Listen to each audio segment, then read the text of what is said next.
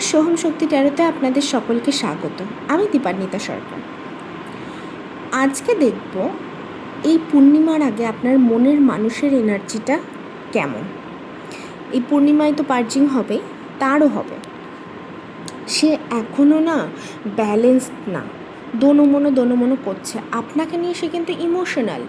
এই পূর্ণিমাতে কিন্তু সে খুব ইমোশনাল থাকবে। আপনাকে নিয়ে সে এখনও সংসার করার স্বপ্ন দেখে, কিন্তু সে ভীষণ কনফিউজড। আর কারোর দ্বারা সে ইনফ্লুয়েন্স হচ্ছে যে আপনার সাথে যেন আর না তার যোগাযোগ হয়। এটা অ্যাকচুয়ালি আমার মনে হয় এটা নো কন্ট্যাক্ট জোনে চলে গেছে এখন আপনাদের যোগাযোগটা। কিন্তু সে কিন্তু খুব ইমোশনাল একটা মানুষ। আপনাকে নিয়ে সে ভীষণ ইমোশনাল হবে। আর প্রত্যেক পূর্ণিমাতেই হয়। আপনাদের সাথে যবে থেকে কথা বন্ধ হয়েছে তবে থেকে কিন্তু আপনাদের জন্য সে ইমোশনাল।